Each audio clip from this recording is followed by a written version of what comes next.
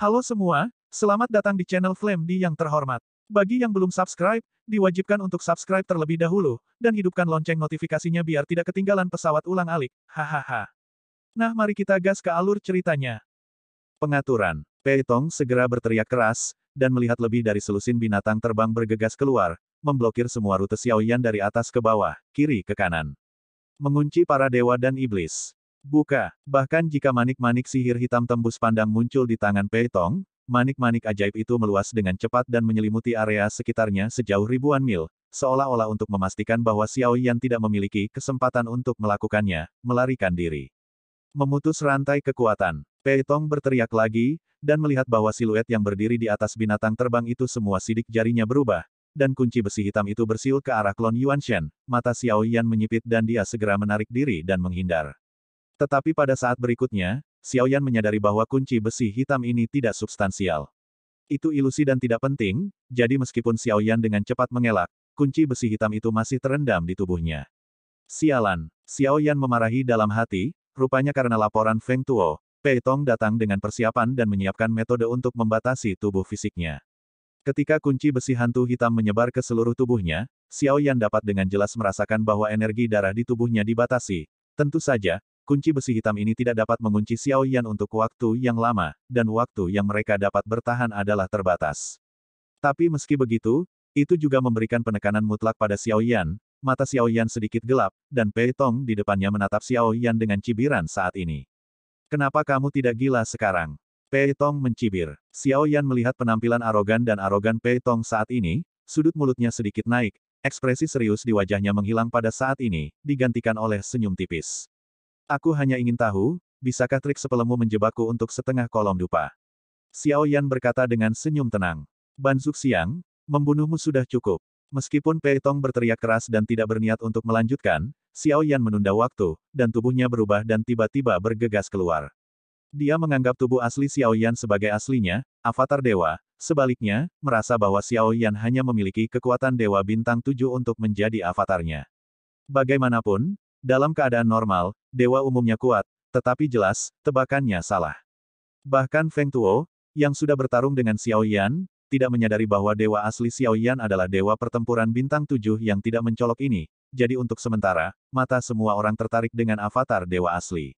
Pernahkah Anda memikirkan sebuah pertanyaan? Saya katakan itu mungkin, jika Anda tidak menyelesaikan saya dalam setengah jam ini, apakah Anda sudah mempertimbangkan konsekuensinya? Xiaoyan mengangkat matanya sedikit dan berkata perlahan. Aku tidak tahu dari mana kamu mendapatkan kepercayaan diri yang arogan, mencari kematian. Sosok Pei Tong sudah tersapu, dia tidak ragu sama sekali, kekuatan abadinya meledak, kekuatannya sebanding dengan Feng Tuo, dan dia juga terkenal. Pembangkit tenaga listrik yang mengambil langkah pertama dalam keabadian Kaisar, selama mereka melangkah ke keabadian Kaisar, mereka akan menjadi pembangkit tenaga listrik teratas mutlak, dan dewa yang bertarung tidak akan menganggapnya serius. Mata Pei Tong tajam, dan dia memimpin dalam menunjukkan sosoknya. Dia menamparkan telapak tangannya secara horizontal dan berubah menjadi bayangan di udara, terbungkus kekuatan yang sangat mendominasi dan menyelimuti Xiaoyan. Tembakan Pei Tong ini juga sangat ganas, dan dia tidak menahan diri sama sekali. Lagi pula, dengan Feng Tuo sebagai pelajaran, dia secara alami tidak berani ceroboh. Menghadapi serangan Pei Tong, klon Yuanshen tidak bergerak, dan sosok Pei Tong di matanya terus membesar, dan dia akan datang ke Xiaoyan. Tubuhmu kuat, tetapi pada saat ini kamu terkena rantai kekuatan yang rusak, yang berarti bahwa setiap orang telah membatasi kekuatan darahmu sampai batas tertentu, jadi sekarang kamu juga delusi untuk menyaingiku. Pei Tong tersenyum, seolah-olah merasakan Xiaoyan ini adalah jebakannya. Tidak peduli seberapa kuat Xiaoyan, dia dibatasi oleh desainnya, dan dia membuat penghalang di sekelilingnya. Dalam waktu singkat, tidak ada makhluk yang bisa melarikan diri dari dewa dan iblisnya yang terkunci. Gusuan, apa yang dia lakukan sekarang, adalah menangkap kura-kura di dalam guci, dan Pei Tong merasa bahwa dia memiliki keuntungan mutlak saat ini, dan Xiaoyan adalah kura-kura di dalam guci. Jejak telapak tangan Dao Dao meraung, dan kekuatan yang kuat menyebabkan ruang di sekitarnya bergetar, dan tampaknya itu akan runtuh kapan saja. Sebelum sidik jari itu tiba, ruang di samping Xiaoyan sudah terdistorsi. Semua orang di binatang terbang sedang menonton adegan ini. Tentu saja, Feng Tuo terlihat paling serius dalam hal tingkat ketegangan. Bagaimanapun, kemenangan atau kekalahan Pei Tong berhubungan langsung dengan hidup dan matinya. Dong dong, suara rendah terus-menerus bergema, dan angin di sekitarnya bertiup dengan liar. Menurut perkiraan Pei Tong, rantai kekuatan yang putus setidaknya membatasi kekuatan fisik penuh Xiao Yan, jadi Xiao Yan tidak bisa menjadi lawannya saat ini. Tentu saja, semua orang berpikir begitu. Namun, pada saat Pei Tong menyerang klon Yuanshen, setiap telapak tangan Pei Tong yang sangat ganas, klon Yuanshen mengulurkan telapak tangannya dan mengambil semuanya. Dengan semua jejak telapak tangan, avatar Yuanshen selalu di tempat, dia tidak banyak bergerak, wajahnya rata, dan tidak ada luka di tubuhnya, seolah-olah serangan Pei Tong barusan seperti batu yang jatuh ke air, tanpa efek sedikit pun. Feng Tuo, yang berdiri di atas binatang terbang itu, segera mendesis dingin, dan pupil matanya tiba-tiba menyusut. Ini, bagaimana ini mungkin? Pei Tong tampak terkejut. Dia tidak melanjutkan gerakan ini, dan tidak mungkin baginya untuk menggunakan kekuatan abadinya untuk menyebabkan kerusakan, tetapi faktanya telah ditunjukkan sebelumnya. Ekspresi Xiao Yan tidak berfluktuasi sedikit pun, matanya tertuju pada tubuh Pei Tong, dan dia berkata perlahan, jangan pegang tanganmu, atau kamu benar-benar tidak akan punya kesempatan nanti. Kamu tidak bisa, hanya kemampuan ini, kan? Xiao Yan menambahkan kalimat lain, wajah Pei Tong memerah ketika dia mendengar kata-kata itu, dan dia berteriak dengan keras, hanya untuk melihat sinar kekuatan abadi emas melonjak, telapak tangannya tiba-tiba mengepal, dan kemudian sebuah pukulan terlempar. Perasaan mengayunkan tinju Pei Tong tidak mulus, pukulannya yang tampaknya sederhana sebenarnya tidak sederhana. Pukulan ini berisi kekuatan kuat milik keabadian Kaisar. Kekuatan pukulan ini cukup untuk membunuh dewa pertempuran manapun. Pei Tong juga penuh dengan niat buruk di matanya. Xiao Yan masih bisa membuat gelombang. Hanya mata Feng Tuo yang secara bertahap suram pada saat ini, karena dia merasakan sesuatu yang berbeda. Bagaimanapun, dia dan Xiao Yan tidak bertarung untuk waktu yang lama, jadi dia masih memiliki kesan aura klon dewa asli. Namun, pada saat ini, ketika dia melihat klon Yuanshen yang tampak biasa, Feng Tuo merasa ada sesuatu yang salah, dan dia jelas terkena rantai kekuatan yang rusak, tetapi kekuatan ki dan darah yang berasal dari klon Yuanshen pada saat ini, hampir sama seperti saat dia bertarung. Jika ini terjadi, hanya ada satu kemungkinan. Mungkinkah dia, dalam waktu singkat ini, telah menjadi lebih kuat lagi? Feng Tuo mendesis dingin, firasat yang sangat buruk melonjak di dalam hatinya. Boom! Di hadapan pukulan Pei Tong, 5 jari Xiao Yan perlahan mengencang, terselip di pinggangnya dan sedikit terisi, lalu dia meninju. Ketika tinju Pei Tong bertabrakan dengan tiba-tiba, sosok Xiao Yan hanya terhenti sesaat, tetapi pada saat berikutnya, Pei Tong mundur 100 kaki untuk menstabilkan sosoknya. Dia tidak memiliki kekuatan cadangan, tetapi dia tidak mendapatkan manfaat sedikit pun dari tangan Xiao Yan. Sudahkah kamu menggunakan semua kekuatanmu? Tidak ada banyak waktu tersisa untuk setengah kolom dupa. Xiao Yan tersenyum sedikit, merasa tak terduga untuk sementara waktu. Sialan, Feng Tuo sebenarnya memiliki niat buruk dan ingin menyakitiku, dan berbohong tentang kekuatannya yang sebenarnya. Tubuh abadi orang ini setidaknya sebanding dengan langkah kedua dari keabadian Kaisar. Pei Tong segera menatap Feng Tuo dengan marah, yang terakhir dia juga pucat, dan dia tidak bisa menjelaskannya kepada Pei Tong saat ini. Saudara Pei Tong, orang ini seharusnya menerobos lagi. Dia sangat tersembunyi, ayo mundur. Feng Tuo segera mentransmisikan suara ke Pei Tong, dan ekspresi Pei Tong menjadi semakin jelek ketika dia mendengar kata-kata itu. Dalam waktu singkat, termasuk aku, tidak ada cara untuk keluar dari para dewa dan iblis yang terkunci. Jika kamu tidak berbohong tentang kekuatannya, aku akan dapat membunuhnya, hanya untuk mencegahnya melarikan diri, dan sekarang kita telah mengatur formasi ini, dan sekarang kita tidak bisa pergi. Pei Tong menegur kembali, jantung Feng Tuo berdebar, dan jika Pei Tong mengalahkannya, dia pasti akan mati. Daging abadi semacam ini unik di seluruh dunia nyata Suanyin. Kekuatan pertahanannya menakutkan, dan kekuatan abadiku tidak bisa mengguncangnya. Pei Tong tampak ngeri, dan matanya menatap klon dewa asli. Efek dari rantai pemecah kekuatan menghilang, dan itu tidak akan berpengaruh dalam waktu singkat, dapat dengan jelas dirasakan bahwa darahnya perlahan pulih dan semakin kuat dan kuat. Xiao Yan memutar lehernya, dan kemudian perlahan mengangkat kepalanya untuk melihat Pei Tong yang terlihat semakin berbahaya di ujung yang jauh, dan kemudian menunjukkan senyum tipis. Sepertinya, waktunya untuk Ban Zuxiang telah tiba, suara Xiao Yan keluar perlahan, dan itu jatuh ke telinga Pei Tong dan Feng Tuo seperti guntur. Apa yang harus saya lakukan sekarang?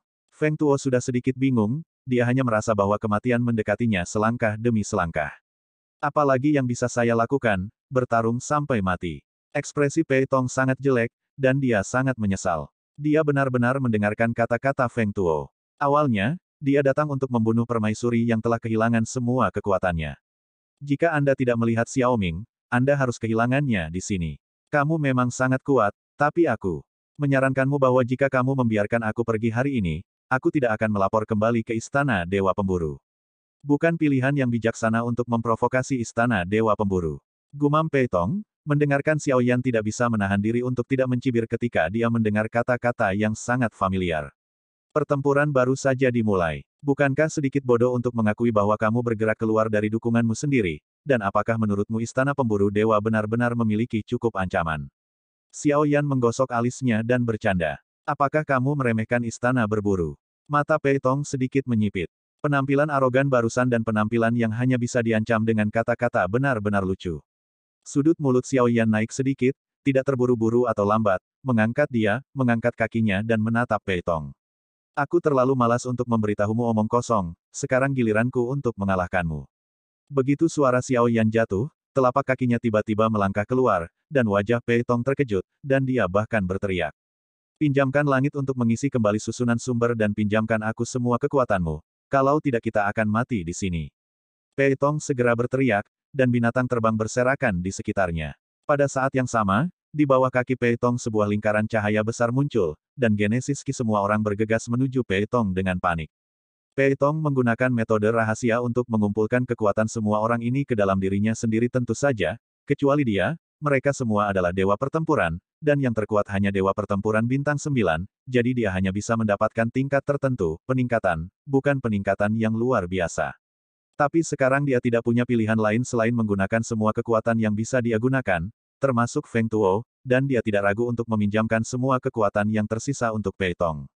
Klon Yuanshen datang dalam sekejap mata, sosok tanpa jejak fluktuasi origin Qi, tetapi terbungkus dalam napas dan fluktuasi yang dingin, muncul di atas Pei Tong, dan kemudian tinju yang ditutup di pinggang tampak sangat polos. Pukulan. Hati Pei Tong bergetar, dan kekuatan abadi emas bertahan lagi, tetapi reaksi pertamanya adalah menembak balik. Pada saat ini, Pei Tong tidak lagi sombong, dan dia mundur dengan kecepatan yang sangat cepat. Namun, dia menemukan bahwa sepertinya dia tidak secepat Xiao Yan sama sekali. Telapak avatar Yuanshen terus melangkah maju, setiap langkah menginjak kehampaan, membuat suara seperti ledakan, dan seluruh tubuh melesat seperti bola meriam.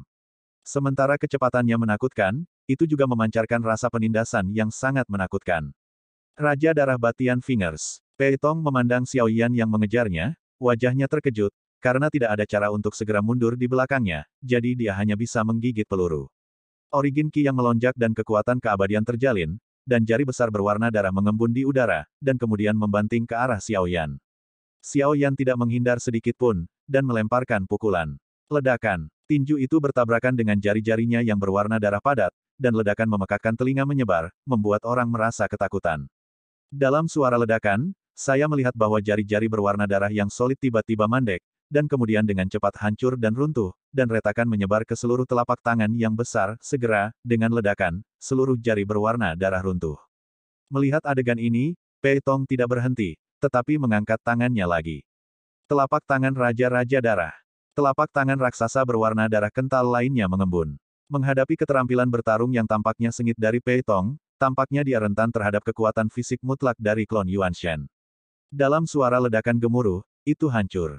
Pada saat yang sama klon Yuanshen bermain dengan Pei Tong sedikit pun, sosok Feng Tuo menghilang, dan ketika dia muncul, dia sudah berada di belakang Dewa Xiao Yan.